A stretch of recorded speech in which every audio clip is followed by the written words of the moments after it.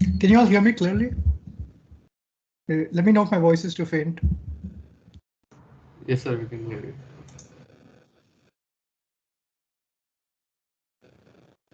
Okay.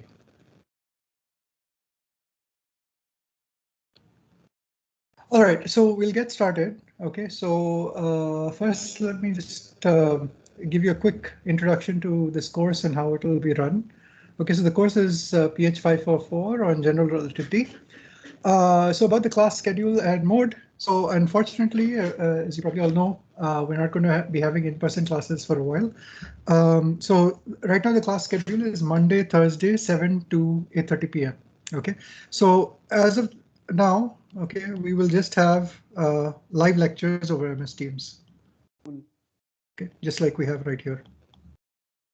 Okay, so this is the only mode of instruction for now. Okay, if this changes at some point, then of course I'll let you know. Announcements for the course, all announcements will be on Moodle. Okay. Okay, the second thing is about the textbooks for this course. Okay, there's no one textbook as such that we're going to follow, but I guess for the most part, I'll try to follow roughly along the lines of this book by Sean Carroll on spacetime and geometry. Some of the initial lectures will follow this other set of notes, which you can find online for free. These lecture notes on General Relativity by Matthias Blau. There's huge notes, it's like 1,000 pages. We'll only follow some part of it from there. Okay. Now, General Relativity is based on the mathematical theory of what is called differential geometry. And differential geometry is described in very nicely in this book by Nakahara, okay, which is generally a nice book that I recommend if you're interested in mathematics. It's on geometry, topology, and physics, and I think chapter 5 of this book, if I'm not wrong, discusses differential geometry, but maybe the earlier chapters 2, 3, 4 can also be useful. Okay, because they talk about what is called topology. Okay, if you differential geometry, I mean, and I assume most of you don't, okay, then don't worry, because that is part of what a typical general relativity course will cover, okay, including this one.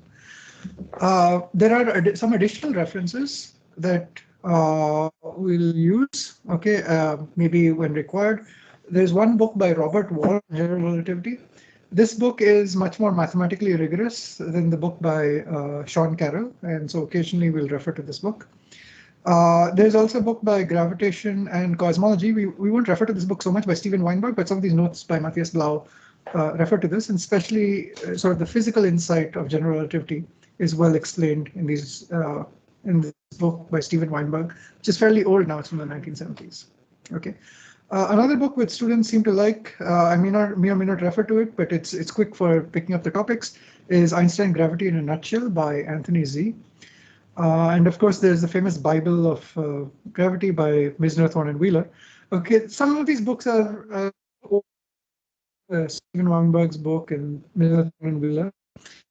So Sean Carroll's book is relatively more modern, has a modern flavor from what is called the field theory approach, and that's kind of the sort of attitude we will take to this course as well. Okay, and field theory is sort of like a very sort of standard way of looking at general relativity, and it's also a bridge to quantum field theory, which describes most of what we know in particle physics. Okay, there are some other books which are famously used for undergraduates like Hartle and Schutz. I won't be referring to these are all good books, so you can feel free to choose from any of them. Okay, all the basics will be covered in almost any of these books. Okay. As far as the grading for this course goes, there will be at least 2 assignments, and that will be worth, all the assignments together will be about 20% of your grade. Whether they're 2 or more depends. The midsem will be 30% of your grade, and the endsem is 50% of your grade. Okay. Now, here's the most important thing. Okay, the prerequisites for this course. This course is not without prerequisites. However, these prerequisites are not formal prerequisites in the sense that I don't insist that you've taken these courses, but you will need to know this material if you want to follow along with the lectures. Okay, and very quickly, we're going to dive into much more sophisticated topics. So you need to already have this stuff on the tips of your fingers. Okay, and that prerequisite is special relativity. Okay, and special relativity. Now, many of you might have studied special relativity if you've not taken a formal course. You might have studied special relativity in the context of some kind of course that you've done either in BSc or you might have read informally. If you have, not all courses would cover something called the Lorentz group, and not all courses would have covered what are called tensors and four vectors. Okay. However, if you really want a good understanding of special relativity, it is essential that you understand the Lorentz group and that you understand what tensors are, at least in the context of special relativity. Okay, so I already posted a link on Moodle to several lectures that I gave on this for the special relativity course, which cover this material for the Lorentz group and tensors. It's very important that you're thorough with that material before moving on to general relativity. Okay, so a very basic understanding of special relativity will only tell you about space-time transformations, but there's more to it that you need to understand, and that it's four vectors. Okay. And that is sort of essential. Okay, this is a hard prerequisite. Okay, because almost all the material is built upon this understanding. Okay, the next thing, let me just say, mathematical prerequisite is sort of multivariate calculus and vector calculus. Sorry, someone is unmuted. Can you please mute your microphones? Thank you. Okay. Yeah, so next prerequisite is multivariate calculus and vector calculus. I assume all of you have taken a course on this. If you're an undergrad, you've definitely taken one. If you're a master's student, you might have seen it in your Math Methods 1 or Math Methods 2 course. Okay. Another thing that will be used, okay, and again, I'm not going to really go into the prerequisites, but I'll assume that you know it, is classical mechanics. You need to know what is the idea of a Hamiltonian, a Lagrangian, how to get the equations of motion from a Hamiltonian or Lagrangian. Okay, so I'll assume that you've seen a classical mechanics course where you understand what a Hamiltonian or a Lagrangian is. Okay, how to get equations of motion from that. Okay, so now before I go start today's lecture, so let me just get a sense for how many of you actually meet these prerequisites. Okay, so I'm going to just put something in the chat. Okay, and you just put click like if you are on the option that applies to you. Okay, so if you have done str with four vectors, okay, hit like on that message. Str without four vectors and without Lorentz group, hit like on this option, and have not studied str formally. Okay, you've not taken a course on str, hit like on that option. Okay, so I need to get an idea of how many of you basically have an understanding of these different topics.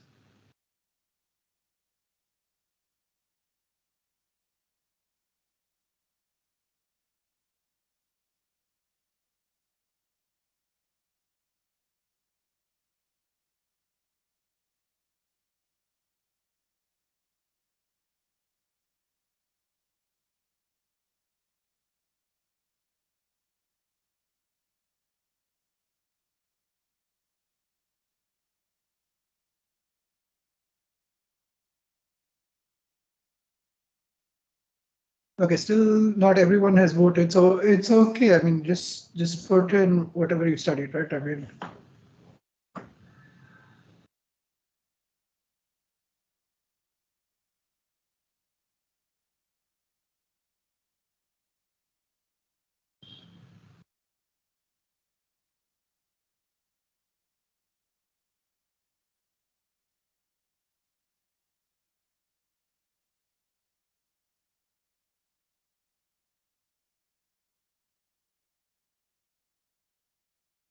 okay, so it seems like most of you have studied STR with four vectors, and I'm assuming that four vectors includes an understanding of the Lorentz group. If you have not studied four vectors and Lorentz group in the special relativity courses, then those lectures that I pointed to, lectures 9, 10, 11 of the STR course, which I sent a link on Moodle, that will be a step, okay? But it requires some work, and I hope you covered it up in the last week because material going forward.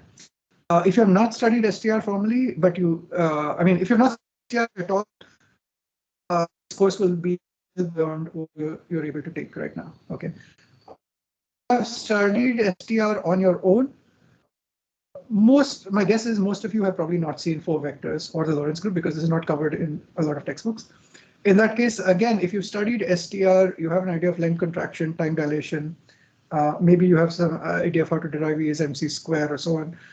You can again look at lectures 9, 10, 11, okay, of that STR course that I posted on Moodle, okay, and work through it. Okay, but so going forward, okay, so for those of you who basically have not taken a formal course on STR with four vectors, okay, that is prerequisite knowledge that I will assume that you have. So make sure you cover that ground quickly, okay, if you want to follow along with this course. Okay, the second thing I'm going to just take a quick poll on is classical mechanics, Lagrangians and Hamiltonians. Okay.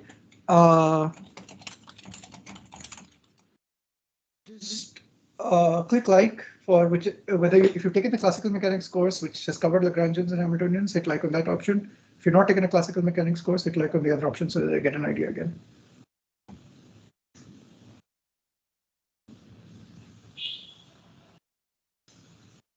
So your voice is breaking from time to time.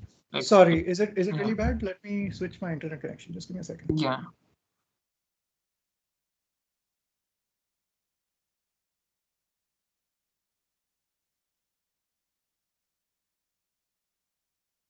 Okay, is this better? Let me know if it cuts out. Okay. Okay.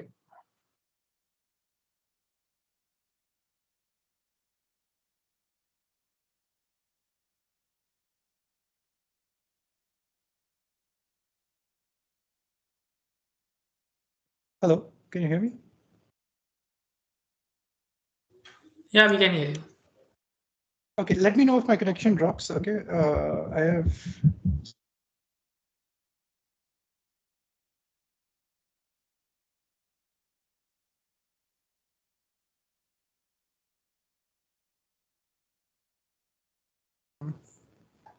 So you can vote on, if you've not taken a classical mechanics course, let me know. If you've taken it, let me know.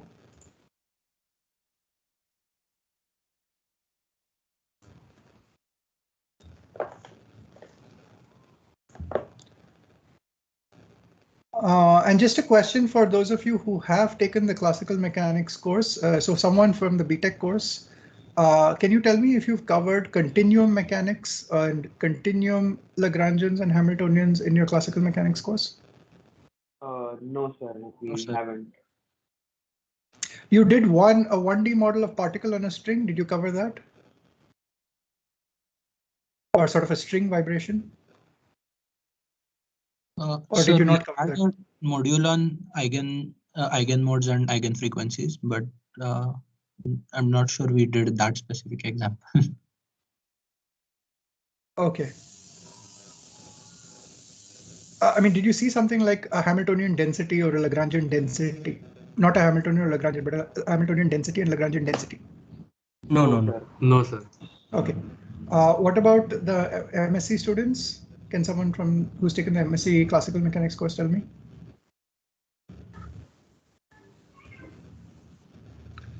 No, sir, we haven't studied about Lagrange density and okay, Hamiltonian. Only Lagrangian and Hamiltonian, but no Lagrangian density or Hamiltonian density. Yeah. Okay, thanks.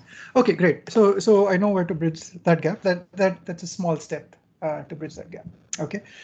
All right, so it seems like most of you meet these prerequisites. Okay, so I'm going to stick with these prerequisites: special relativity with introduction to Lorentz group and tensors and classical mechanics, Hamiltonian Lagrangian equations of motion, and we'll introduce Hamiltonian densities and Lagrangian densities as needed. Okay, so that's as far as the prerequisites for this course of the logistics go. Any questions at this point? Just raise your hand and I'll call on you.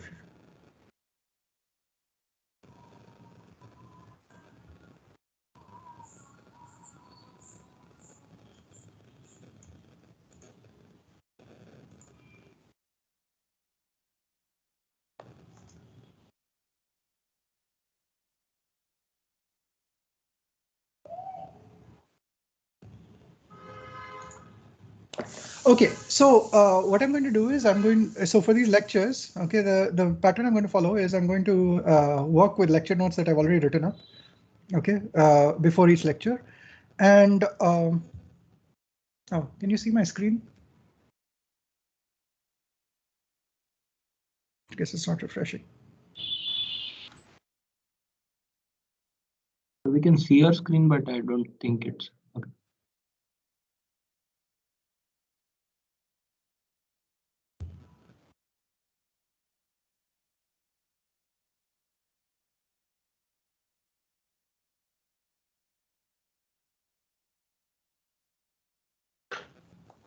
How about now?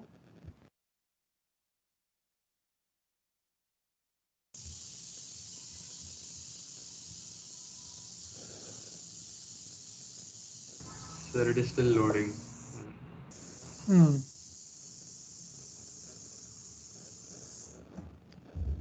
Okay, just give me a second.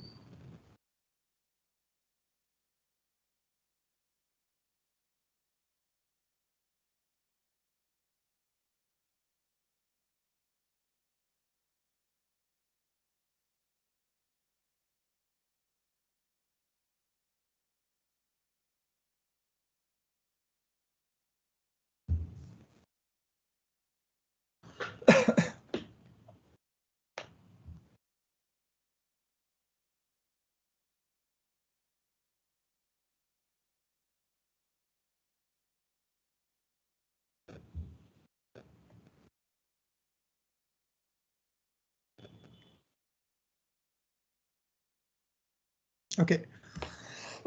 You can see my screen now, right? Yes, sir. Yeah, we can see. Yes, sir.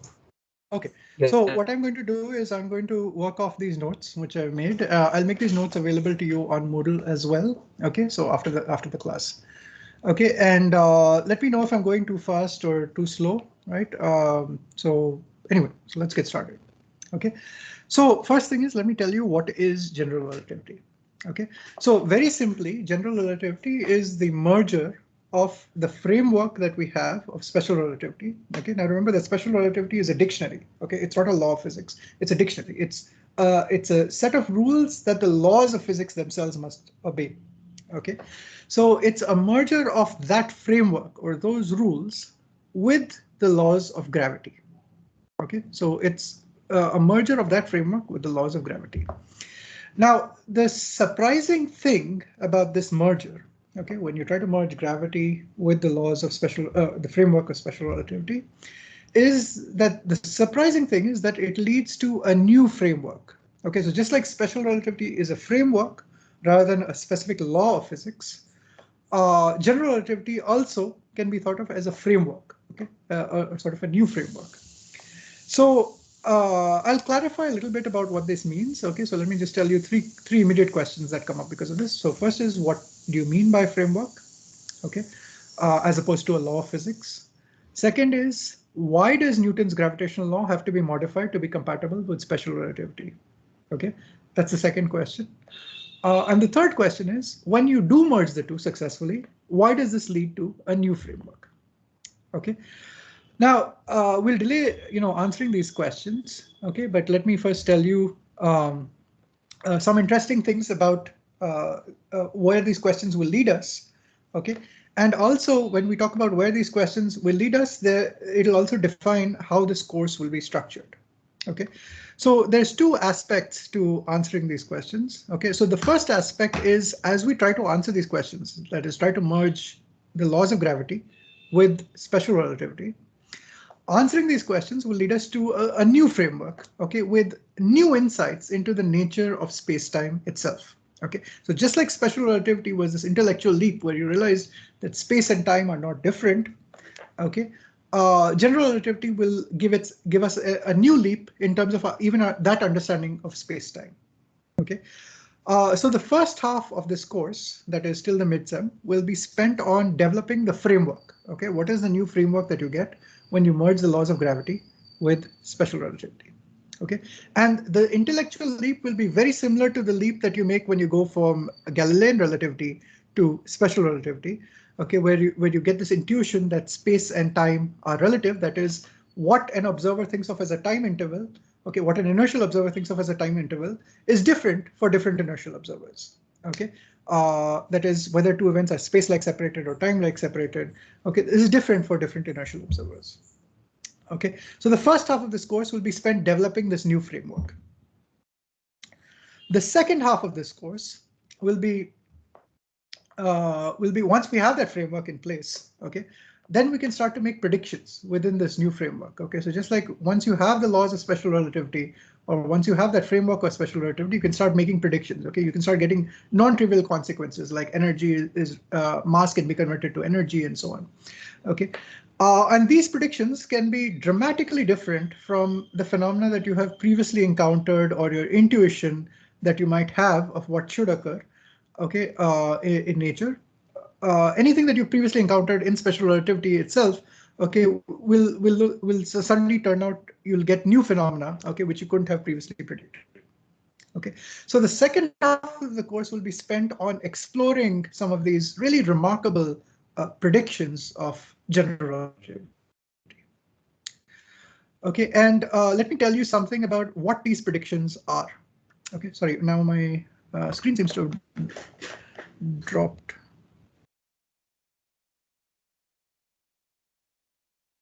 Can you all hear me still? Yes, sir. Okay, yeah, sorry, my screen is lagging for some reason.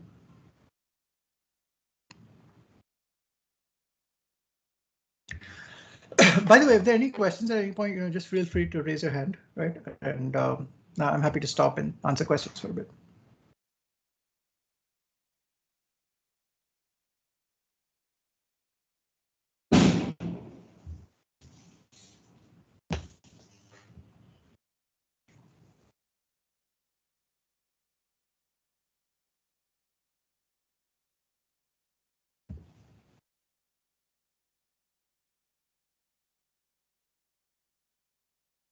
Yeah, can you see my screen now? Yes, sir. Yeah.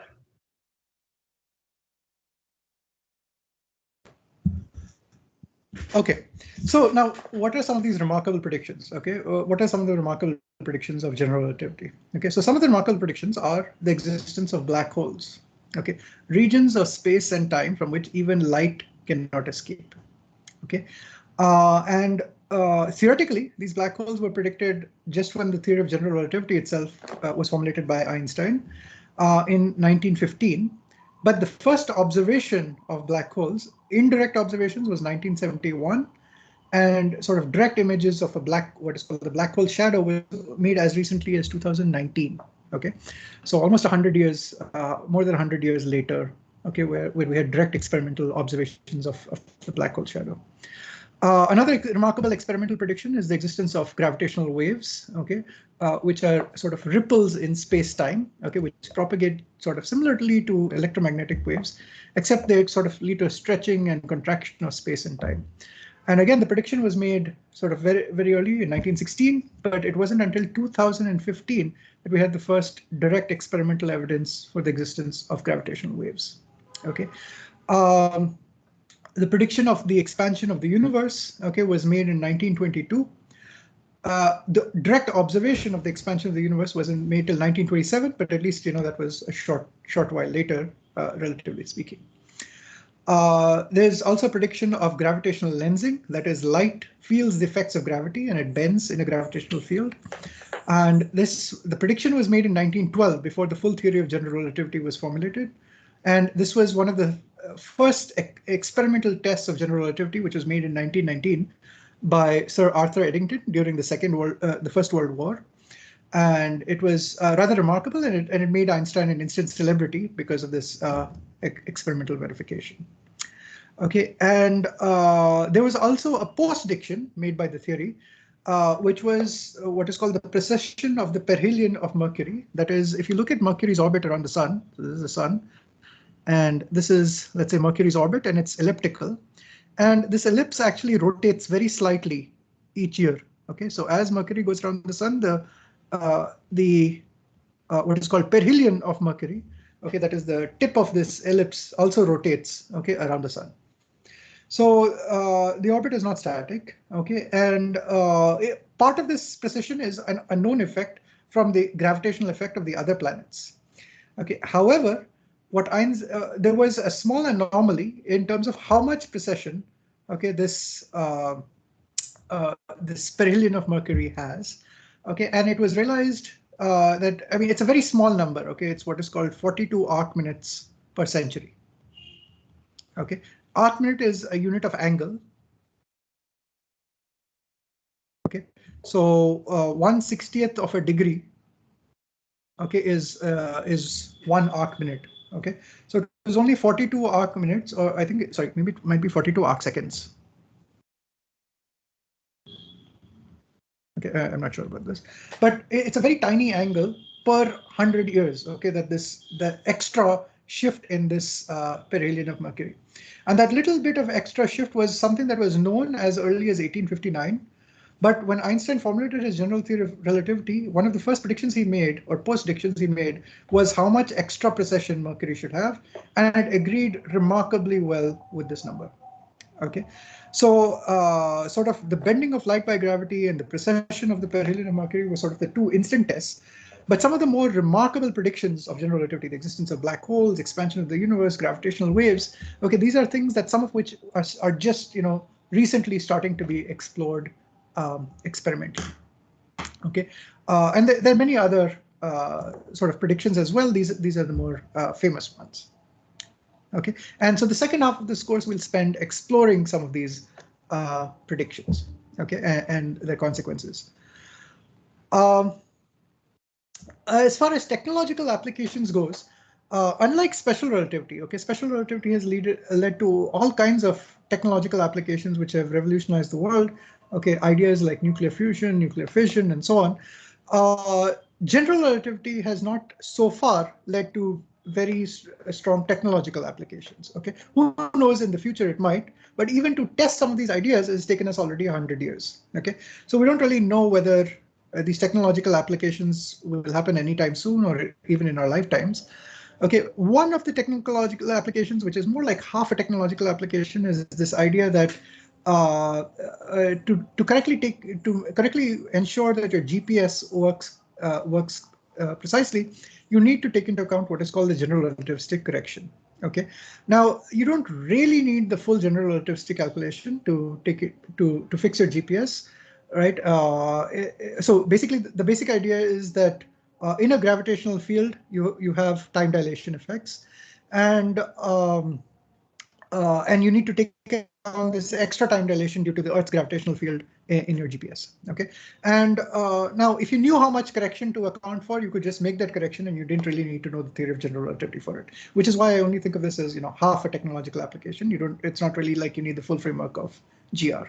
Okay, but people have proposed even crazier ideas like warp drives, which allow you to travel sort of faster than the speed of light, wormholes, which can connect you from one part of the universe to another, and even exotic ideas like time travel, which are sort of controversial whether they even work in general relativity. Okay, but these are very far-fetched ideas. They may or may not bear fruit any time in our lifetimes, if ever. Okay. Okay. So let me tell you about a simple example just to sort of whet your appetite for a prediction of general relativity. Okay, and this is the prediction of black holes.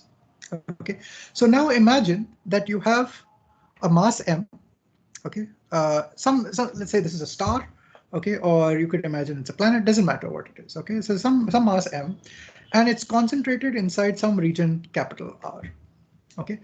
And now, you know, just from Newtonian gravity, right, that if I have a planet, okay, let's say of mass m and radius r, then if I want to have a rocket on the surface of this planet, which can escape, okay, it must have some minimum escape velocity, okay, that is v escape. And using simple laws of Newtonian mechanics, you can calculate what that escape velocity is if you're just at the surface. And that escape velocity is just square root 2 gm by r. That's the prediction from Newtonian gravity. Okay. Now, if you combine this with the rules of special relativity, okay, we know that in special relativity, nothing can have a speed greater than the speed of light. Okay, so this escape velocity must be less than the speed of light. Okay, it cannot exceed the speed of light. Okay, now the escape velocity is just a number. Okay, but a particle cannot have a speed greater than the speed of light. Okay, so what does this mean?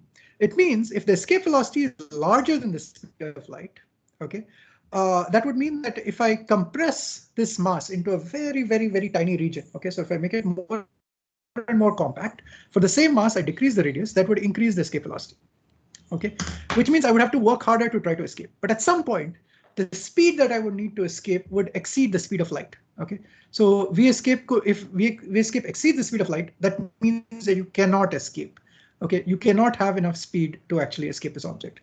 So if I put this in, what is the radius that I need to compress this mass to, so that I cannot escape from it? Okay, and I just find what that radius is if V escape is c, and what I get is if the radius is less than 2gm over c square, okay, then I made this object so compact that to escape from its surface I would need to have a speed which is greater than the speed of light, which cannot happen, okay, according to the laws of special relativity. Which means if the radius is less than what is called the Schwarzschild radius, okay, this rs is 2gm by c square. So this you can see g is a constant, c is a constant of nature, so it only depends on the mass of the object that you're trying to compress. Okay, so if I have an object which is sufficiently dense, okay, so for example, if I take the mass of the sun, okay, but I compress it into something very small, the Schwarzschild radius of the sun is only 3 kilometers. Okay, so the actual sun is very big, it's about 700,000 kilometers, and now I take the sun and I imagine compressing it down, okay, to a size of 3 kilometers. Okay, that's incredibly hard to do because the sun has a lot of pressure. Okay, so if there was some natural process which would allow the sun to collapse, okay, into a region which is so dense, then nothing can escape that region. Okay, nothing meaning not even light, not any other particle, nothing can escape. Okay, so such a compact and highly dense object is what is called a black hole. Okay, and this Schwarzschild radius describes something called the event horizon of this black hole. Okay, now it turns out that stars at the end of their life, when they run out of fuel, they run out of pressure, and very massive stars, they can actually collapse on themselves and form black holes. Okay, and so in astrophysics, this is sort of a very important feature of the end stages of the lives of massive stars, is that they can form black holes. But at the time this idea was proposed, it seemed incredibly radical, and no one believed that this would actually happen, right? In fact, Arthur Eddington, one of the people who actually verified Einstein's theory of the bending of light, refused to believe that a star could collapse like this. And in fact, he had a long battle with Subramanian, the famous Indian astrophysicist, who actually proposed something called a Chandrasekhar limit, where stars above a certain mass, his calculations showed that they would collapse, okay, either to a black hole or some more another compact object called a white dwarf. Okay, so so that's sort of just to give you a taste of the kind of applications, okay, that you would get when you try to merge the laws of gravity with the laws of special relativity. One of the non-trivial predictions is the existence of black holes. Okay, we'll come back to the idea of black holes on a sort of more rigorous footing, okay, because this escape velocity criteria and so on was derived using the laws of Newtonian mechanics. Okay, but it turns out that this formula for the Schwarzschild radius is also correct in the full framework of general relativity. Okay, so I'll just pause here for questions, and if there are more questions, I can answer them, and then we can move on.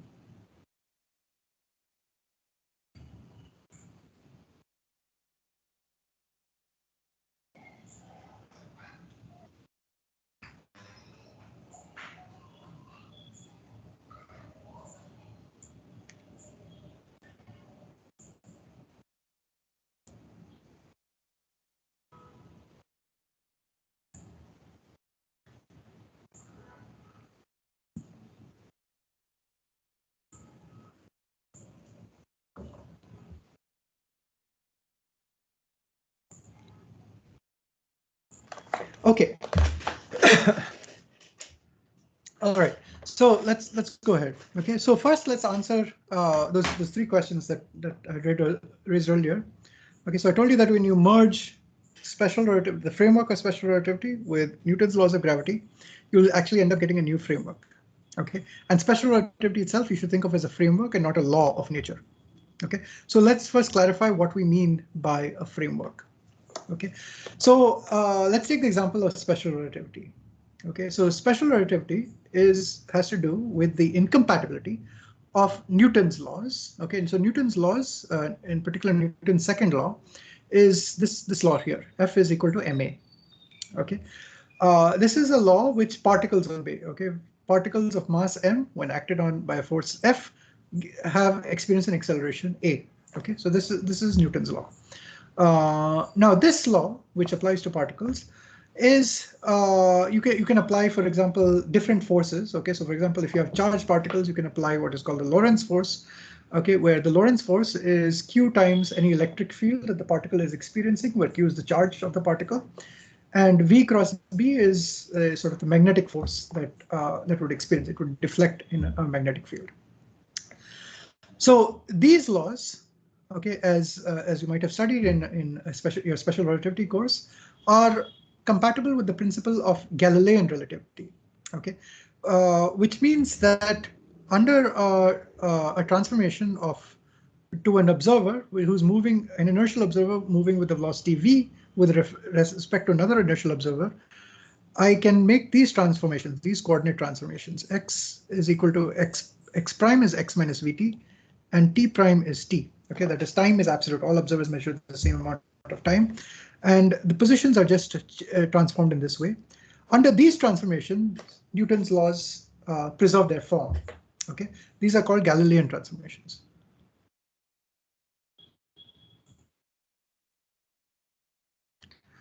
Okay, on the other hand, you had Maxwell's equations, which were discovered around the mid-1800s. Okay, and Maxwell's equations were field equations, which described how the electric and magnetic fields behave, okay, and how they influence each other, and how a propagating electric-magnetic field can be thought of as light. And so you have these four Maxwell's equations. Coulomb's law, which is del dot E, is the divergence of the electric field depends on the charge density.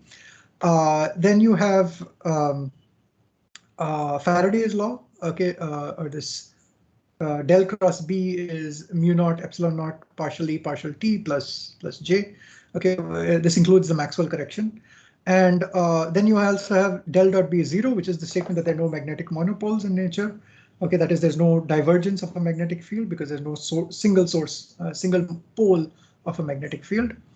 And then there's Lenz's law, which is the curl of E is minus partial B partial T. Okay, so these were Maxwell's equations. And Newton's laws, as I mentioned earlier, yes, they're compatible with only the principle of Galilean relativity. Okay, and in particular, if you assume these transformation laws for space and time, it tells you the transformation rules for velocities, which is velocities transform additively. Okay, that is, if I have a frame S prime moving with a velocity v with respect to a frame S, a velocity u in frame S would transform to velocity u prime, where u and u prime are related additively through this velocity v. Okay, so it's this very simple relation that you have for addition of velocities. However, Maxwell's equations have a constant in them. Okay, and this constant c is 1 over square root mu naught epsilon naught, and this number turns out to be 3 into 10 to the 8 meters per second. Okay, and this speed is interpreted as the speed of light. Okay, so now the question is, if this is a speed in Maxwell's equations, then the question is, which frame is the speed of light in? Okay, and the naive guess before Einstein came along was that there is a preferred rest frame, and that preferred rest frame is the ether frame, and in that ether frame, this is the speed of light. So Maxwell's equations actually hold only in that preferred rest frame. That was the thinking in the early 1800s. Okay, however, Michelson and Morley, okay, their famous experiment showed that there is no ether drift. Okay, that is, you cannot detect any motion relative to this ether. Okay, and therefore Einstein basically interpreted this as saying that the ether itself does not exist. There is no preferred rest frame in which Maxwell's laws hold. Maxwell's laws hold in all inertial reference frame. Okay, and his simple idea was that maybe the speed of light c, okay, is the same for all inertial observers. So this was the starting point, okay, for special relativity. Maybe the speed of light c is the same for all inertial observers. So he started with just two physical principles, okay, or famously what are thought of as two physical principles. It's slightly more than two physical principles, but two important physical principles, okay. So what are the two physical principles? The first principle is that there is an existence, okay, he assumed the existence, just as in Galilean relativity, he assumed the existence of a preferred set of reference frames, okay, of what you can think of as uniform motion, that is non-accelerated motion. And this defined a set of reference frames, which he called inertial reference frames. Okay, so these are different observers who are in a state of constant relative motion with respect to each other. Okay, so this defines a class of observers, okay, which are called inertial reference frames. And the simple principle that he assumed is that the laws of physics, all laws of physics, okay, not just Maxwell's equations, every law of physics, including any modification of Newton's laws, must take the same form in all inertial reference frames. Okay, so that was the first basic principle that he assumed, which is the laws of physics must take the same form in all inertial reference frames. Okay, so first is the existence of inertial reference frames, and second, that the laws of physics take the same form for all inertial observers. Okay, there's a bit of circularity in this definition in the sense that who are inertial observers? Inertial observers are observers who see a particular form for the laws. Okay, and then the circular definition is for all inertial observers, the laws take the same form. Okay, so there's a bit of circularity in this definition. Okay, but it's no worse than the circularity in the definition of inertial observers in the sense of Newtonian mechanics, okay, or Galilean relativity. The second is that the second principle that he assumed, and this is where there's a big departure from Newtonian mechanics, is that he assumed that the speed of light c, okay, the speed of light c is a constant in all inertial reference frames. That is, all inertial observers will see the same, measure the same speed of light. Okay, this is obviously incompatible with the laws of Galilean relativity, where speeds are additive. Okay, so if you're running towards a light beam, the light should appear to be faster to you. Okay, if you're running away from a light beam, the light should appear to be slower relative to you. And what Einstein said is, well, that law is not correct. Let's just start with the assumption that the speed of light is the same for all observers. Okay, now these are most famously the two assumptions that you will see in any textbook on special relativity, but he did make some other assumptions, which is that space and time are homogeneous. Okay, that is, one instant of one location in space is no different from another location in space. The laws of physics are the same here as they are over there. And isotropy of space, which means that at every location in space, if I make a rotation, okay, the laws of physics again should take the same form in rotated coordinate systems. Okay, so under these set of assumptions, okay, that is inertial observers who see the same laws of physics. One of those laws of physics is that the speed of light c is the same for all inertial observers. The homogeneity of space and the isotropy of space, starting with these simple physical principles. Okay, so these are just physical principles. From this, you derive deep mathematical consequences.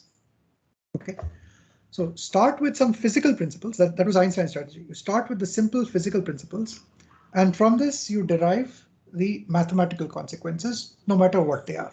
Okay, you go where the assumptions take you. Okay, so what he found was, after a long chain of work, okay, is there's the existence of a symmetry principle. So the correct way to think about special relativity, you can start with these assumptions, of course, okay, but it takes a while to work through the consequences of these assumptions. But once all the dust has settled, okay, what you get, okay, is the statement of special relativity is really a statement about symmetries. Okay, and what is the symmetry principle? It's a symmetry principle which all laws of physics must satisfy, okay, if they are to be compatible with the dictionary of special relativity. Okay, by dictionary I mean special relativity allows you to translate observations from one observer to another observer, or from one reference frame to another reference frame. Okay, and if you want the laws of physics to preserve their form, then the laws of physics must satisfy certain symmetry properties. Okay, now how do you classify symmetries? Okay, well, first you talk about what are the possible transformations that you can make. Okay, and the set of transformations are what are called Lorentz transformations. Okay, and these Lorentz transformations, the set of all possible Lorentz transformations forms a group. Okay, so this group is, you can think of as a set of operations. Okay, a set of operations that you can make in terms of moving from one observer to another observer to another observer, so on. And how are these different observers related? Well, either these observers are in state of uniform relative motion with respect to each other. That is, some observers are moving with the speed v with respect to other observers. Okay, so these are called, you can make what are called boosts. Okay, a Lorentz boost from one reference frame to another inertial reference frame. The second possibility is that you can, so there are three possible boosts, okay, along the x, y, and z directions, okay, and then you also have rotations, okay, that is, you can have a rotation about the x-axis, or you can think about it as a rotation in the yz plane, and you can have a rotation about the y-axis, which you can think as a rotation in the xz plane, and you can have a rotation about the z-axis, which you can think of as a rotation in the xy plane. So you have three possible rotations, three possible boosts. Okay, so this set of symmetry transformations leads to a group which is called the Lorentz group. Okay, and this Lorentz group is denoted as SO31. Okay, so let me just ask a question again to get some familiarity, and let me just ask the MSc students, since I've taught the BTech students, so let me just ask if you for some familiarity. Can you raise your hand if you know what SO31 stands for, and then I'll call on you to answer. What does the SO in SO31 stand for?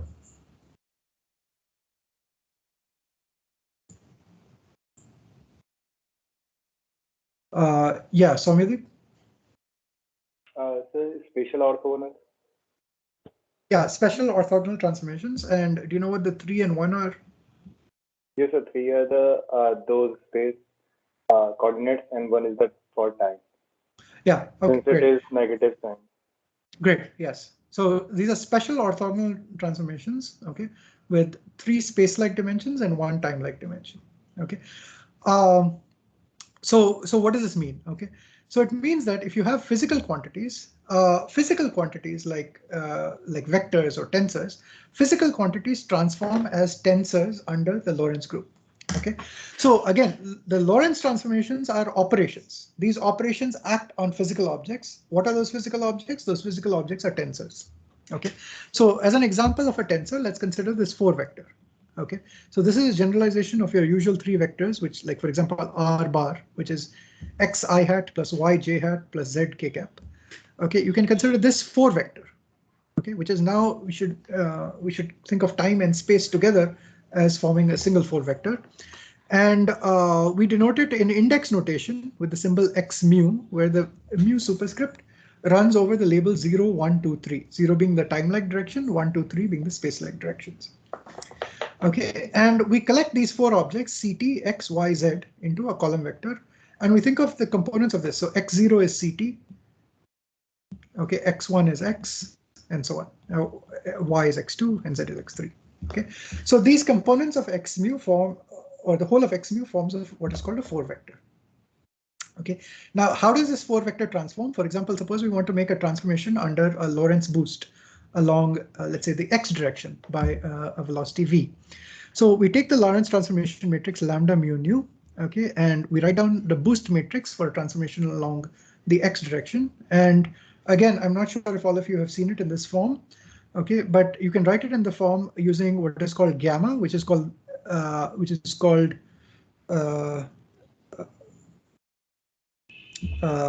well, okay, let's just call it gamma. We can call it the boost, okay, and a parameter beta, which is nothing but v by c. Okay, so I'm going from a frame s to a frame s prime, where s prime is moving with a speed v relative to the frame s. Now I can use this to construct a Lorentz transformation matrix lambda mu nu, which takes this form. Okay, so gamma is 1 over square root of 1 minus v square by c square, beta is v by c, and lambda mu nu is this matrix. Okay, gamma minus gamma beta 0 0 minus gamma beta gamma 0 0 0 0 1 0 0 0 0 1. Okay, and what this does is it allows you to transform x mu as seen in the frame S to x prime mu as seen in the frame S prime. Okay, and the transformation rule is simply this. Okay, in index notation, you write it like this: x prime mu is equal to lambda mu nu x nu, where implicitly there is a summation over nu over here. Nu is 0, 1, 2, 3. Okay, so again, I hope you've all seen this kind of summation convention. Okay, this is called the Einstein summation convention. So if you have a repeated upper and lower index, okay, then that index is summed over. Okay, and so what this transformation rule means is, if I write it in terms of matrices, it tells me that the new 4 vector ct prime, x prime, y prime, z prime is related to the old 4 vector ct, x, y, z through this transformation matrix. Okay, this matrix multiplication of these two matrices. And this just gives you your usual Lorentz transformation that you're familiar with. Okay. One other way that, again, you may or may not have seen before is you can write this parameter beta. So there's only one free parameter in this transformation, which is beta, which is v by c. And you can write it in terms of something called eta, which is a rapidity. Okay, using a tan hyperbolic function. Okay, and now what you can do is you can write x prime is equal to lambda x. Okay, so this in shorthand, this is x prime, this is the matrix lambda, and this is the matrix x. So x prime is equal to lambda x. Okay, or in index notation, x prime mu is lambda mu nu x nu. Okay, so I'm going to just take a quick poll again. Okay, in the chats. Just hit like for, have you seen this notation before? Have you seen tensor notation? Have you seen repeated index summation in matrix notation? The same product written using matrix notation. And have you seen the notion of rapidity, that is this quantity eta? Okay, hit like for all of those that apply.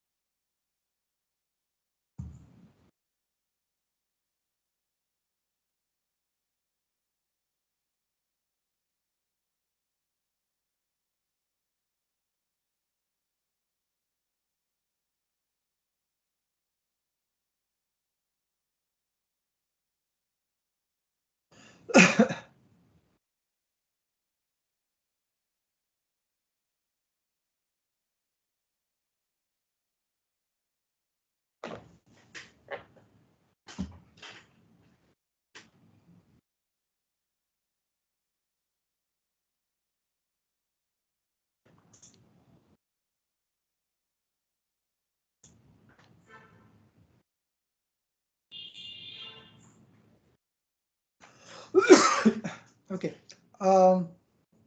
So rapidity, I mean, not all of you are familiar with. Okay, so I mean, you can just go back and check this definition when I post the notes later. Okay, it's just a change of variables from v to eta. The other things regarding index summation, okay, you may or may not recall it, but go back and refresh your memory on this because it's going to be very important. Okay, this repeated index summation. Okay.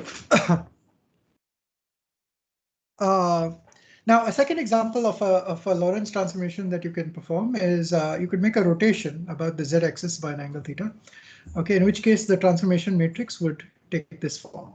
Okay, so this is a rotation in the xy plane by an angle theta. Okay, and again, x prime mu would be lambda mu nu x nu. So you have different choices of this matrix lambda mu nu. Okay, which correspond to different Lorentz transformations. And the most general Lorentz transformation can involve any combination of boosts and any combination of rotations. Okay, so boosts and rotations, the 3 boosts and 3 rotations are only a basis of transformations. You can combine them, okay, and you can make transformations by any rapidity or any velocity and any rotate by any angle. Okay, so these 6 basic transformations can be combined together to generate the more general Lorentz transformations. Okay, now again, let me just do a quick poll. Again, you can raise your hands. Okay, again, undergraduates, you've seen this, so I'm going to just it's a poll for all those who have not taken STR in the previous semester.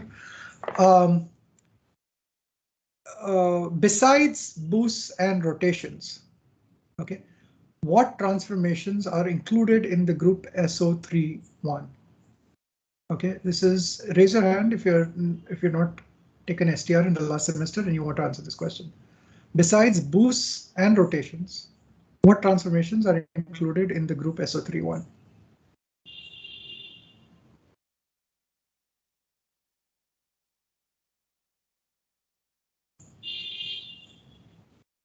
Or let's say O31.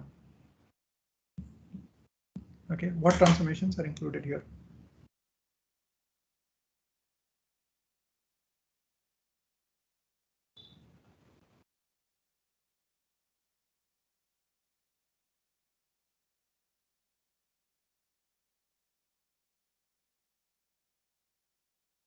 Okay, anyone, even in the BTech class?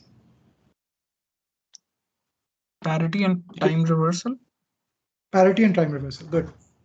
So there are certain transformations, okay, which involve time reversal, that is they flip the zeroth component of x mu, or parity, which is they flip x, y, z to minus x minus y minus z. Okay, these do not correspond to what is called a proper rotation. Okay, they correspond to what is called a parity transformation. So O31 includes both, besides the Lorentz transformations, include the parity and time reversal transformations, which are discrete transformations. Okay, again, if you are not familiar with this, I urge you to review lectures 9 through 11, okay, of the Special Relativity series, which are posted on Moodle. Okay, these are relatively minor points, but it's just important that you just watch those lectures to cover this ground if you have not done so already. Okay.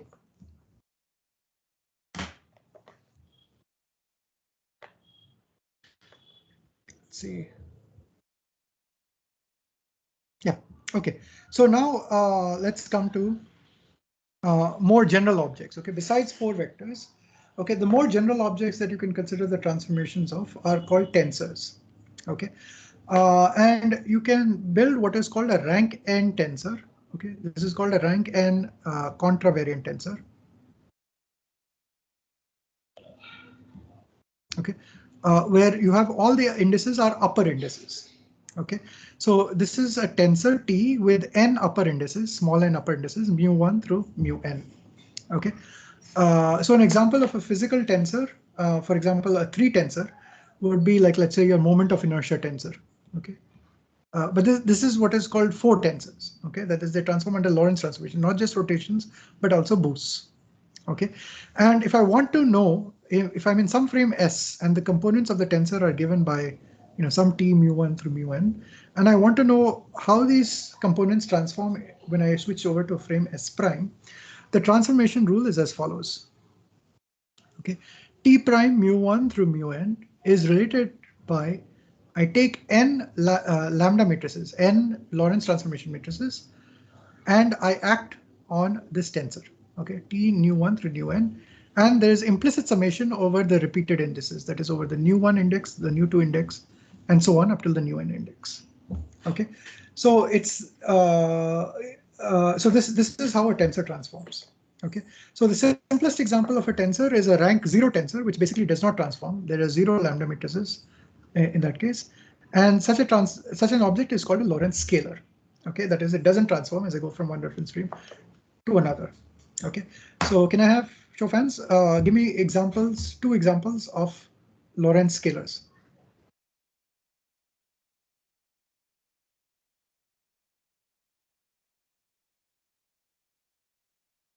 Yeah, Utkarsh. Mass and charge. Mass and charge. Mass and electric charge. Very good. Okay. If you have learned in a relativity course, okay, or a book that you might have read, that mass changes as I go from one reference frame to another. Okay, you might have seen this definition of mass. Okay, please go back and review. This is not the way we think of mass in special relativity at all. There is only one mass, which is rest mass of an object. Okay, this is what we would think of as the energy of an object in a frame, in some reference frame where the object is moving with the speed v. Okay, so mass is a Lorentz invariant object or a Lorentz scalar. It does not change as you go from one reference frame to another. Okay, any other way of thinking about mass is a very old-fashioned way, and it's not compatible with the current way of thinking about it in terms of the Lorentz group and what is an invariant and what is not. Okay, let me get some more examples. So raise your hands. Give me 2 examples of Lorentz 4 vectors. Yeah, Malvika.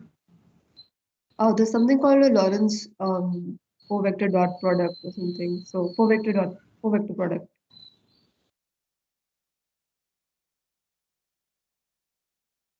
Good. So Lorentz scalars, I can take 2 4 vectors and take their dot product, and that gives me a Lorentz scalar.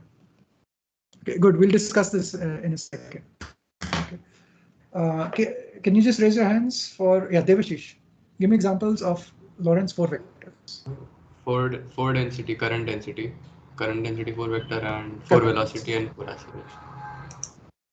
Okay, let's take current density. Current density is J mu. Okay, what are the components of J mu? What is the 0th component? C times the charge density. C times the charge density. What are the other components?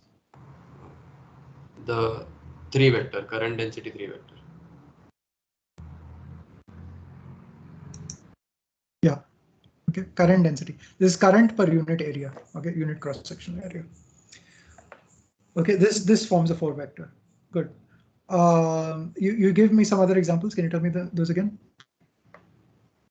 So 4 velocity. 4 velocity. Can you tell me the components of 4 velocity?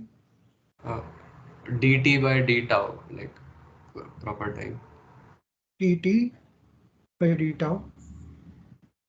So in general, And dx mu by d tau. good. It's dx mu by d tau. Can you relate it to the speed v of an object and give me the components? If I know the speed vx, vy, vz, what is the 4 velocity of an object?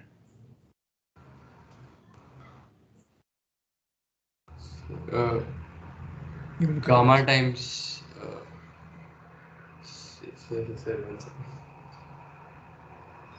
Yes, sir. Gamma c times v. C for the first component and 3 velocity vector for the 3. Gamma c. Yeah, gamma ux, gamma u. And where this is gamma u. Yes. Okay, where gamma u is 1 over square root 1 minus u square by c square. U being square root of ux square plus uy square plus uz square. Okay, good. So this is another 4 vector. Okay, someone else, give me an example of a 4 vector which is an operator.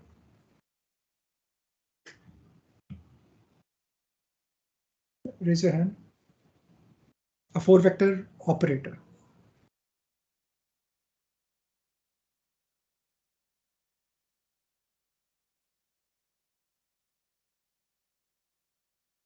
Yeah, Soumyadeep.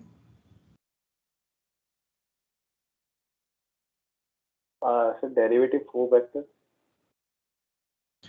Derivative 4 vector. Can you tell me all the components of this derivative 4 vector? Del over del ct, and then the first component, and then second is minus del over del x and minus del over del y. Very good. The sign is very important here. Okay, if you take the contravariant 4 vector, this is minus del by del x.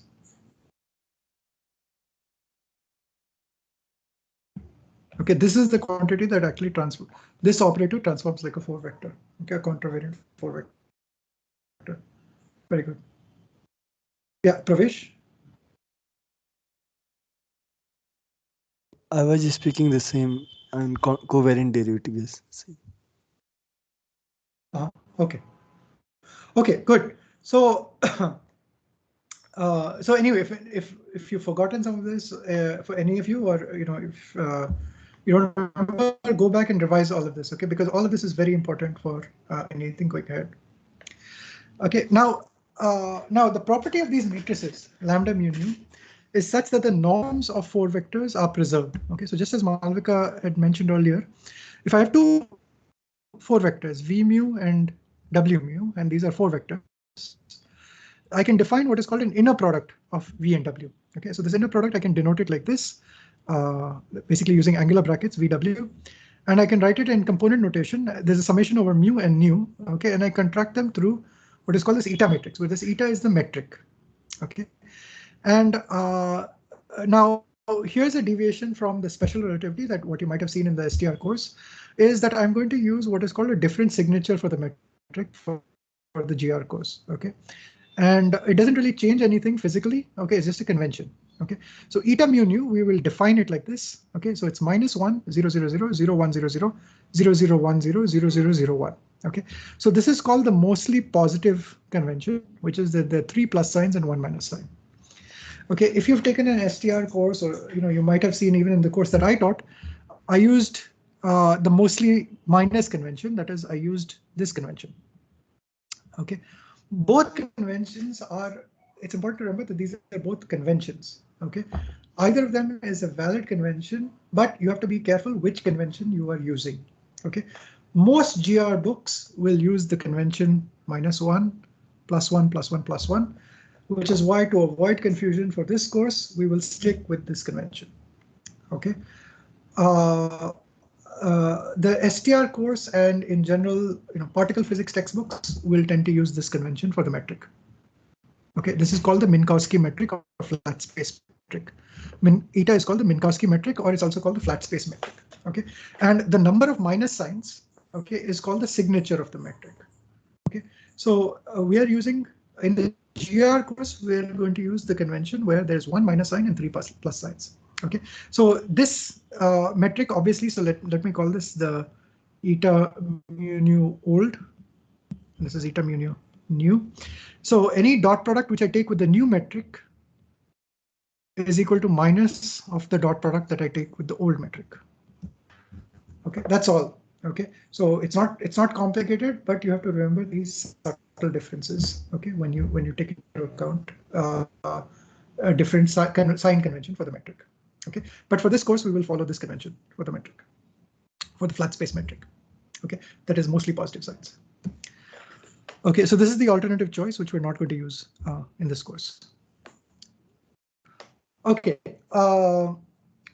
now if you want the so a Lorentz transformation is a transformation that leaves the dot product of 2 4 vectors invariant. So that is, if I have 4 vectors v and w and I take their inner product, and now I transform to a different reference frame, I have the 4 vectors v prime w prime. I can take the dot product of these 2 vectors, or I can take the dot product of these 2 4 vectors. Lorentz transformations leave this dot product invariant. So these two should be equal if v prime and w prime are related by a Lorentz transformation to v and w. What does this imply? Well, it implies that in terms of the matrices lambda, okay, they should satisfy this property. That is, lambda mu alpha, eta alpha beta, lambda beta nu is equal to eta mu nu. Okay, very, very important that you carefully keep track of where the indices are. Which index is raised, which index is lowered. Okay, this is a slightly strange way of writing lambda because the first index is lowered here, the second index is raised. Some books, some lecture notes do not carefully keep track of which index is raised, which index is lowered. You might see things like some tensor and they'll just write mu1 and mu2. This is not sufficient information to tell you about the tensor. You need to be clear. Is the first index raised? This t mu the same thing as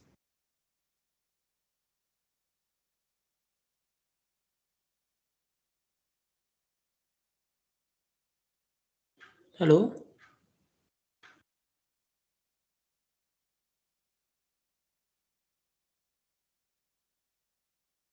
sorry, can you hear me? Yeah, we Just can. for a second. Yeah, okay, so t mu1 mu2 and t mu2 mu1, okay, these are not the same tensor, and therefore if you write it like this, okay, where you're not clear which is the first index and which is the second index, this is ambiguous notation. Okay, and some books, even Sean Carroll's book, okay, in some places, okay, is not careful to distinguish between the locations of these indices.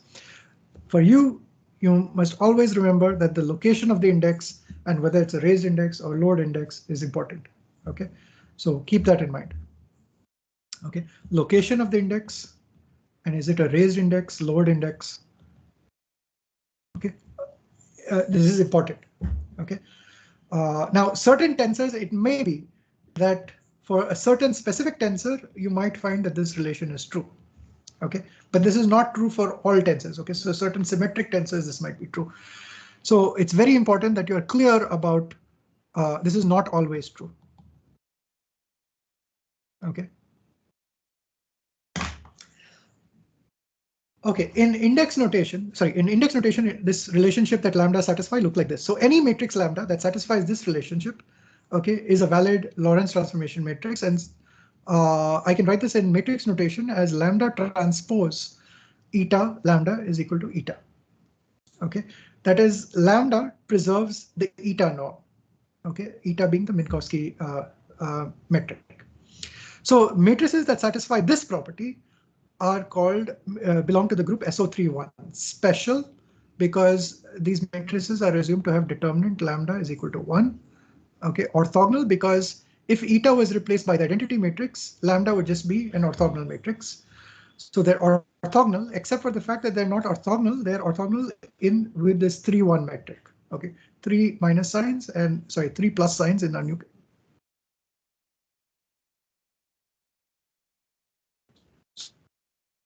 Sorry. Yeah, lambda. These make up the set of Lorentz transformations. Okay, and as I told you, these are generated by rotations, 3 rotations and 3 boosts. Okay, I'll give a second for my screen to refresh.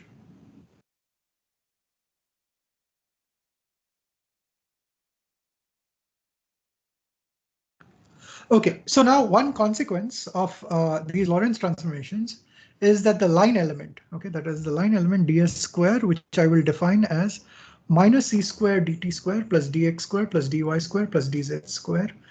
This in shorthand I can write as eta mu nu dx nu dx nu. Okay, this line element is the same in all inertial reference frames. This is the distance between two space-time points. So this is t xyz and another space-time point ct ct plus dt. Sorry, ct plus c dt, x plus dx, y plus dy, and z plus dz. Okay, the distance between these 2 points is the space-time distance between these 2 points, ds square, is defined as this. Okay, and this is the same in all inertial reference frames. That is, I go from one frame s to another frame s prime, I will preserve this distance. Or if I go to a rotated frame of reference, I will preserve this distance. Okay, so this gives us a distance measure between 2 nearby points in space-time, and all inertial observers, every single inertial observer, whether they have a rotated coordinate system or not, okay, no matter what their boost is relative to each other, they will all agree on this space-time interval. Okay, and this space-time interval, again, I've defined it with differently from the convention that I used in the special relativity course. In the special relativity course, I defined this as minus ds square. Okay, so here I'm just defining it as ds square because this is consistent with the metric eta mu nu that we are using, the convention for eta mu nu that we're using. Utkarsh, is there a question? Yeah, can you go back to the inner product page where you showed the preservance of inner product between the two? Yeah, Here? so This one? yeah, a little below. This one, yeah. So here, the first lambda, we have mu as the below and then raised alpha. If we go from the matrix equation that you've written just below, shouldn't it be lambda transpose, then alpha raised, then mu? So how do we go to that from there? Okay, so the way to think about it is, so the raising or lowering, okay, if you don't worry about it, a lambda matrix is of this form. Okay, So now when I transpose it, what I'm doing is I'm exchanging these two indices. Okay, the positions of these two indices, but I'm not raising or lowering the indices. Raising or lowering is always done with eta matrices. So when I take the transpose, so this is what I mean by lambda. What I mean by lambda transpose then is therefore this. Okay, I'm just reordering the locations of the indices, but I'm not raising or lowering them. Okay, I'm just moving this index to the first place, this index to the second place. So this is literally the transpose of that matrix lambda. Okay. Okay.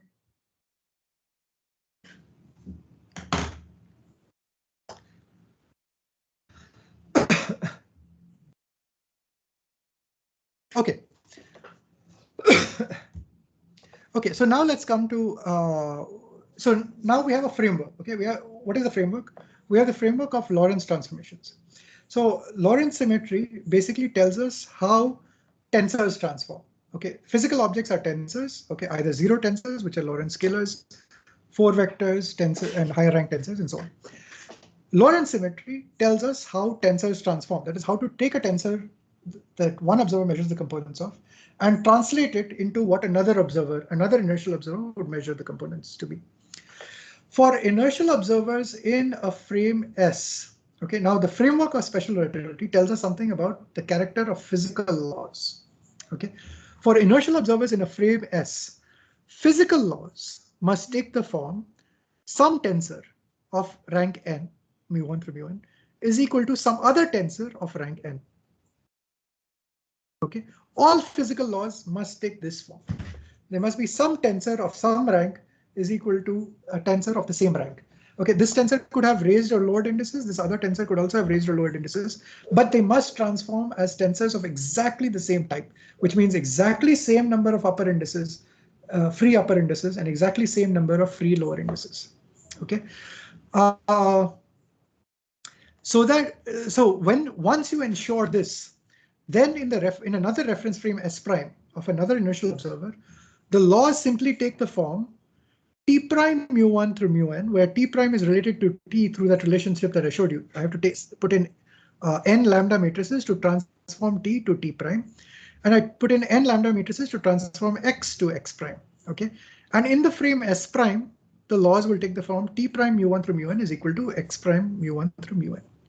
Okay, so special relativity gives you the dictionary. It tells you how to transform from T to T prime. Okay, the framework is the statement that physical laws must take this form. Okay, tensor of rank n is equal to tensor of rank n. Okay, so that in one reference frame, equations are of this form. In another reference frame, equations are of this form. The form is preserved. Okay, this is what we mean by a framework. Okay. So STR is not giving you the law of nature. It's not telling you which tensor is equal to this other tensor. Rather, it's telling you that all laws of nature, okay, must satisfy this framework. That is, they must be of the form some tensor of rank n is equal to some other tensor of rank n. Okay, so it gives you the rules. Okay, it's like a meta rule that physical laws must obey. Okay. So that's what we mean by a framework. Okay, it's not a law of nature. It's a meta rule that tells you what law or what rule the laws of nature should obey. Okay, so let me give you some examples of laws of nature and how we can see that they're compatible with this dictionary of special relativity. Okay, so these Lorentz transformations are like a key, okay, to this dictionary. You apply that key and it allows you to translate from one observer's reference frame to another observer's reference frame. And if both these observers are inertial observers, then the law takes the same form for both observers.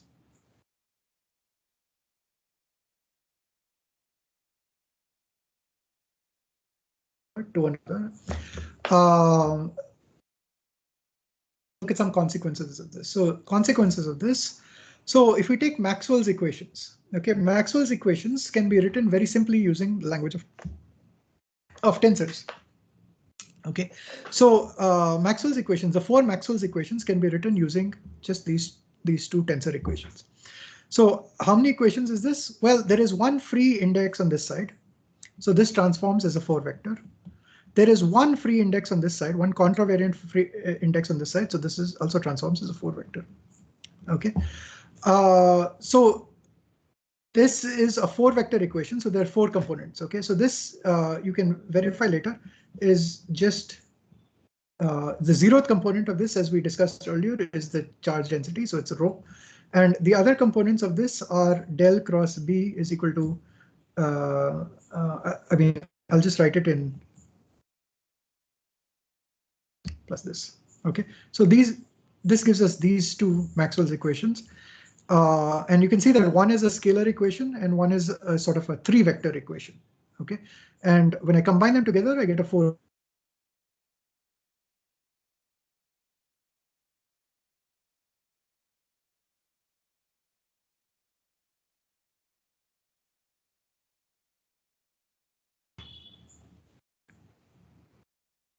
Hello. Sir, your audio. Can you? Yeah, sorry. So I hope the terminology is not confusing. 3 vectors are vectors that transform standard vectors like x, y, z component, which transform under rotation. 4 vectors are vectors that transform, which have 4 components and transform under Lorentz transformations. Okay, and similarly, you can show that the other 2 Maxwell's equations, okay, can be derived from this equation. Okay, that is the Lenz's law and also the no magnetic monopoles. Now, what is F mu nu? F mu nu is an antisymmetric electromagnetic field strength tensor. By antisymmetric, I mean F mu nu is equal to minus F nu mu. Okay, and F mu nu itself can be written using the electric and magnetic field components. Okay, in this way. Okay, and J nu, as we discussed earlier, is the charge current density 4 vector, which is charge density times maybe C and then current densities. Okay, this 4 vector. Okay, so Maxwell's equations very simply can be put into this what is called covariant form, where you can see that they transform under Lorentz transformations and they would preserve their form under a Lorentz transformation. Okay, similarly, Newton's laws have to be modified, okay, because the Newton's laws that we had written earlier, F is equal to ma, okay, that is not going to be valid. Okay, that only transforms correctly under Galilean transformations. So Newton's laws have to be modified to this upgraded version, which is dp mu d tau, okay, where tau is proper time, is equal to f mu, where f mu is some 4 force. Okay, so some generalization of your standard 3 force. And p mu is equal to m dx mu d tau, or m times 4 velocity, okay, of a particle. So this is like, in some sense, this is like m times 4 acceleration. Okay, m times 4 acceleration is equal to force. Okay, so this is a generalized version of Newton's laws.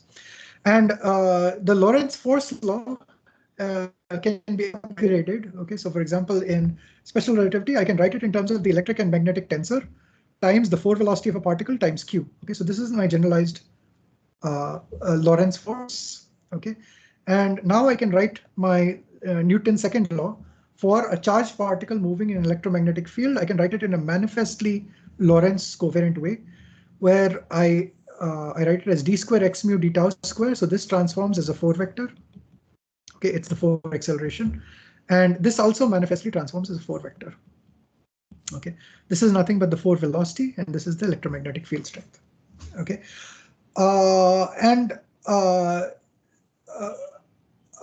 okay, so basically, like Newton's laws, Maxwell's equations, all of them can be cast in the form where it's some tensor is equal to some other tensor of the same rank. Okay, and that automatically, when I go to another reference frame, will preserve the same form. Okay, that is in a different reference frame. This would be d square x prime mu d tau square is equal to q dx prime nu d tau f prime mu. Okay, where f is the transformed electromagnetic field strength tensor and x prime is the transformed 4 position of this particle. Okay. This is what we mean by a framework. Okay, all the laws have to satisfy this framework. That is, they have to have what is called manifest Lorentz covariance. They should make the Lorentz symmetry apparent. Okay, which means that the left side and the right side transform as a tensor of the same rank. Now, if you wanted to arrive at these equations from first principles, okay, if you want to adopt a first principles approach to this, what do you have to do? Okay, so let me just clearly state what the principles are if you want to arrive at these laws. So the first thing that you want is that the laws must satisfy the dictionary of special relativity. Okay, so what do we mean by satisfy the dictionary of special relativity? It means that we must put these laws in a form that makes the dictionary of special relativity apparent. Okay, we have to write it in terms of these explicitly in terms of these tensors. Okay, so for example, Maxwell's equations, I could have written them in that complicated way, del dot E is equal to rho and so on. And you can do that, and that's perfectly consistent with special relativity, but it doesn't make the special relativity transformation obvious. Okay, so putting it in this form of a tensor makes the special relativity transformations obvious. Okay, so this is called making the Lorentz covariance manifest. Okay, manifest means obvious. Okay, so you're manifesting what is called special covariance or Lorentz covariance. Covariance means it transforms in the same way being as a tensor. Okay. So the first thing you want to do is you want to put them in a form, put the laws in a form which makes the dictionary of special relativity manifest or obvious. Okay, this is the first principle. The second principle is that you need to guess the form of the law. Okay, you need to guess the tensorial form of the electromagnetic fields. For example, it's not obvious at all that the electromagnetic fields arrange themselves into a tensor.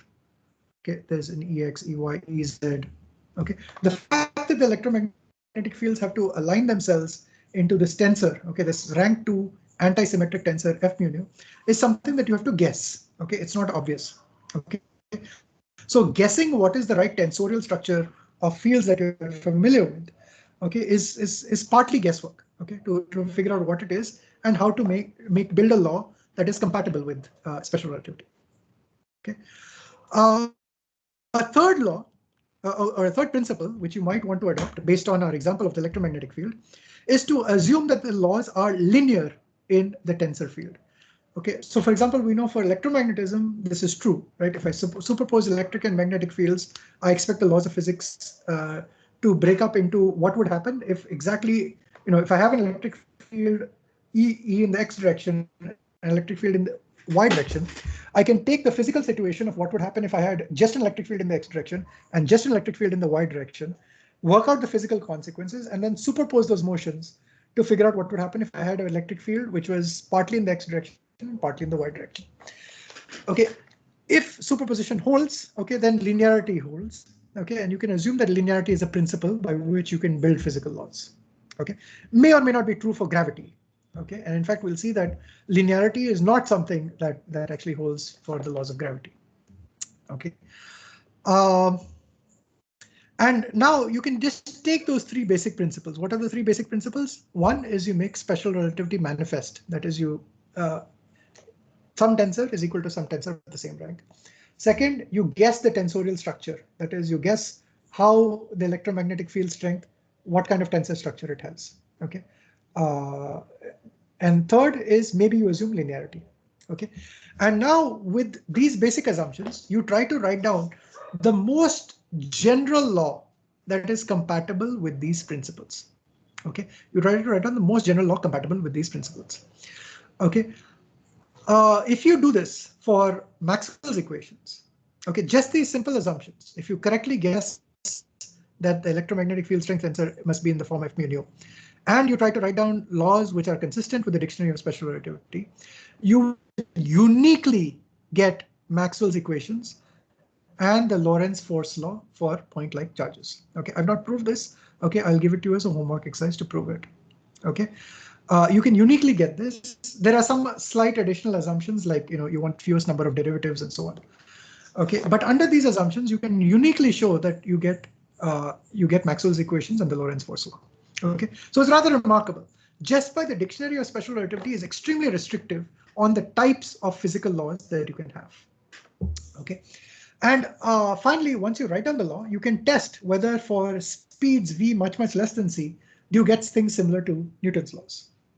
Okay, so you can try this out. Okay, so the next thing we will do, which is very obvious, okay, is we know how this works for electromagnetism. Okay, so we know how this works for electromagnetism. We apply these simple principles. We can get Maxwell's equations. We can get the Lorentz force law. Now you could ask exactly the same question for gravity. Why should gravity be any different? Can you apply similar reasoning, okay, to uniquely obtain the laws of gravity that are compatible with special relativity? Okay, can you just apply the same principles? Okay, you have to guess the form of the gravitational field strength or whatever it is, And once you do that, you just have to figure out some tensor is equal to some other tensor. Okay, so what do we mean by we're seeking out a law of gravity? Well, what we want is what is the force F mu grav, okay, that acts on point particles. Okay, that is, if you want, just like we plugged in the Lorentz force, we want to plug in some force for gravitational attraction between particles. Okay, that is, we want a relativistic generalization of Newton's gravitational law. Okay, so we know that Newton's gravitational force is there's minus gmm by r square times r hat. Okay, so this inverse 1 by r square law. And I can write this times the gravitational field g bar. And I can write this gravitational field just like an electric field. I can write it as a gradient of a potential. So I can write it as minus m times the gradient of a gravitational potential phi. Okay, so I can write this gravitational law in terms of either a gravitational field or a gravitational potential. Okay, and so just like the Lorentz force law, okay, I want some generalization of F mu. Okay, for the force of gravity. Okay, so this is the force of gravity between any two particles which have mass. This is the first thing I want to do.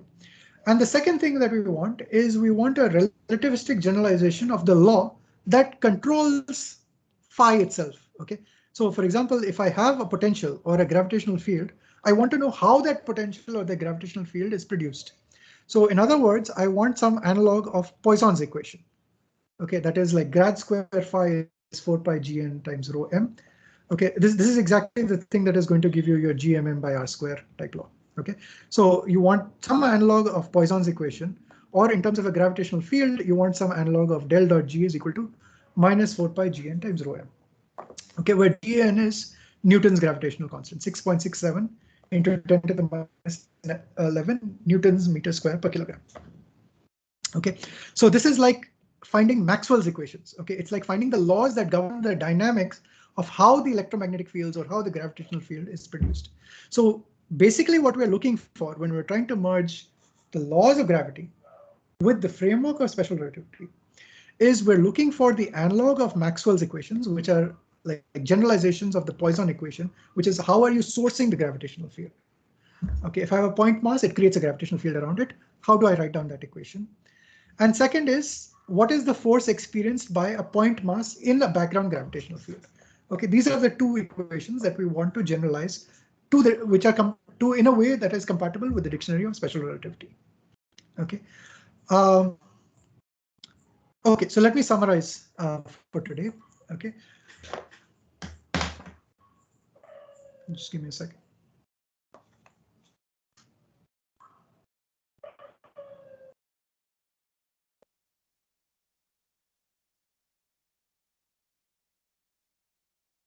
Okay, so to summarize for today, okay, special relativity is a framework.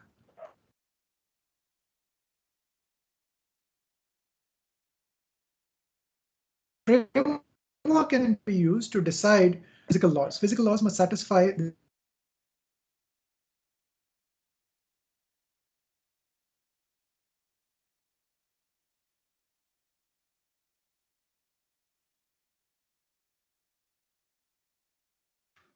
So your voice is breaking. We can't hear you. the second. So can you hear me? Can you hear me? Now we can hear you. Can you hear me? Yeah, okay. So what does it mean to be consistent with special relativity? It means a tensor of rank n is equal to some other tensor of rank n. Okay, where you must have exactly the same number of upper and lower indices for the first tensor as you do for the second tensor. Okay, and now within this framework of special relativity, we've seen that Maxwell's equations and the generalized Newton's laws with the generalized Lorentz force are compatible with this framework. Okay, and they're also in fact uniquely determined under some assumptions. Okay, under some simple assumptions, you can in fact uniquely get Maxwell's equations and the Lorentz force law. So special relativity is quite a restrictive framework in terms of what are the allowed possibilities.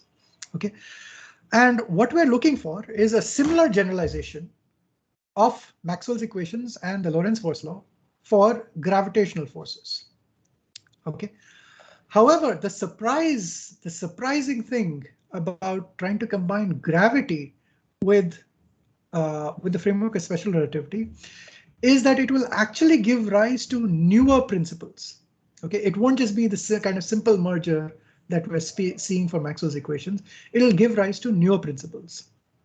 Okay, and this newer principles will give rise to a new framework, and that new framework will be will lead us to general relativity. Okay, so that is what this course is about, and I'm going to tell you more about this as we go along. Okay, I'll pause for questions. Yeah.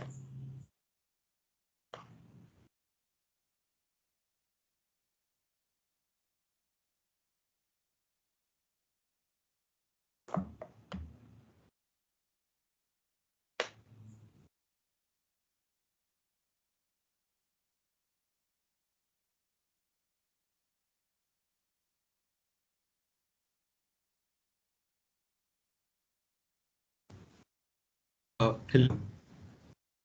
Yeah. Sir, not a question, but it's a request from some of us that if possible, can we shift the weightage of the midsem and endsem to some extent to assignments, because otherwise it keeps makes the midsem and endsems very hectic. So, if possible, can you do that? So sorry, what is the request? I couldn't hear you clearly. Sir, so can we shift the weightage of the grading from midsem and endsem to the assignments to some extent? Like as of now, it's 80%. It makes them quite heavy.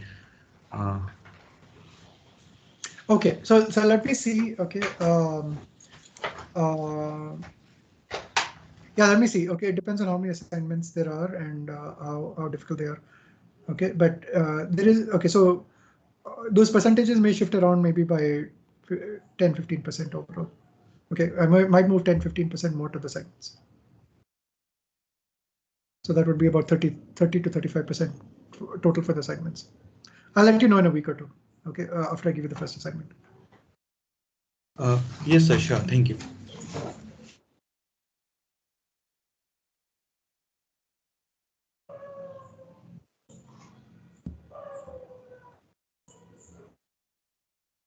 Hello, sir. Yeah. Sir, can you explain how uniquely Maxwell how Maxwell equation comes about uniquely from this framework of special relativity ones? Oh, okay, I'll give you an example, but I'll really give this to you as a homework assignment. So let's take, for example, suppose we only know that you have F mu nu. Okay, so you have to build a physical law with just F mu nu. Okay, so this is the physical law that you have to build. And so suppose I just have Maxwell's equation. So let's just take free Maxwell's equations. Okay, suppose I have to just build a law, free Maxwell's equations with no sources. Okay, so all I know is that I have F mu nu. I have to build a law that involves a tensor on one side is equal to tensor on the other side. So the simplest tensor I can have on one side is 0. So I have to build a tensor out of F mu nu. Now the simplest tensor I can just put directly this. Okay, but this would have this equation would have no dynamics. Okay, because what it would say is that the electric and magnetic fields are always 0. Okay, but we know, for example, that even in a vacuum, you can have electromagnetic fields which propagate. Okay, so you could say that, okay, instead of this, let me try to build a law which involves F mu nu. Okay, so I'll assume the principle of linearity. So it's linear in F mu nu. So I'll just have a single F mu nu. I don't have any F mu nu square. And now I can have some number of derivatives. Now the only way to build a theory with derivatives is to include something like partial mu. Okay, now I could have done something like this. I could have done partial rho. Okay, I could have done this and I could have set this to 0. Again, you would find that this is,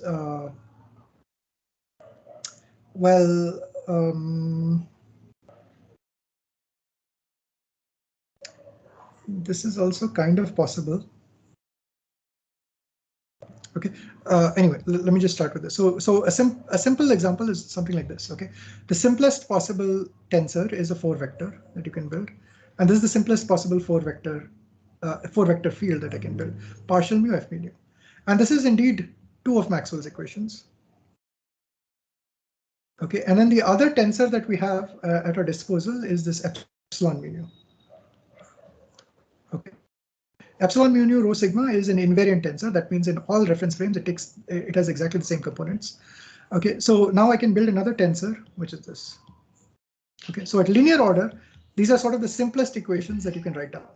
Now you can write down things which involve higher derivatives, but as I said, under the assumption of minimal number of derivatives, these are sort of the simplest equations you can write down, okay, which are compatible with the dictionary of special relativity. So it's almost uniquely that you're just getting these equations for free, okay, just by requiring that one, the electric magnetic fields transform as a tensor, F mu. Two is linearity of the equations in F mu. Three is minimum number of derivatives. And four is that they must satisfy the dictionary of special relativity. That is, the left side transforms as a tensor and the right side transforms as a tensor. Okay.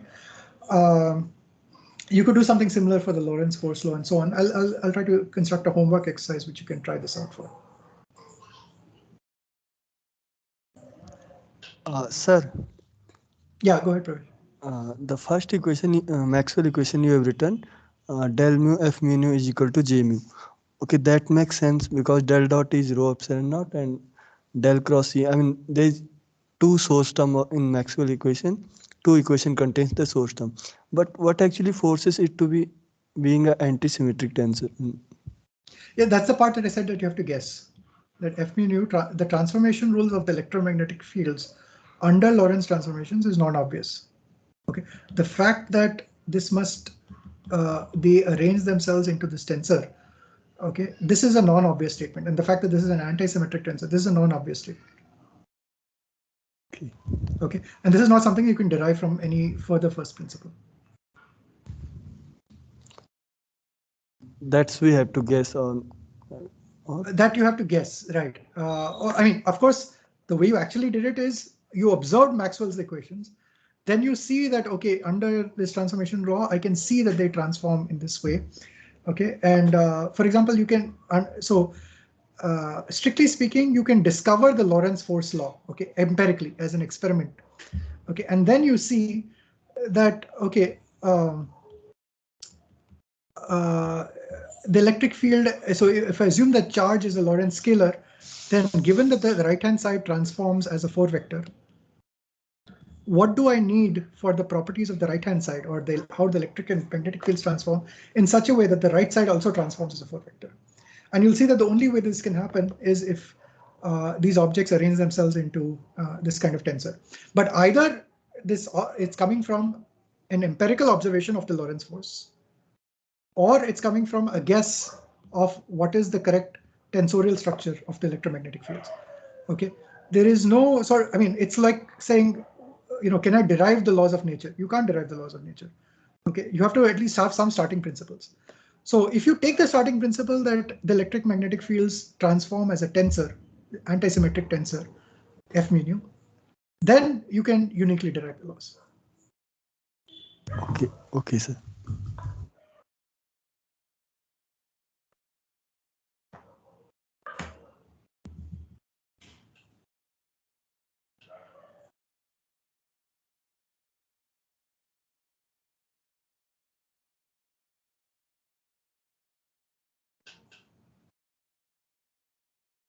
Okay, so let's stop here and we'll meet on Thursday at 7 p.m. Okay, thank you. Thank you, sir. Thank you, sir.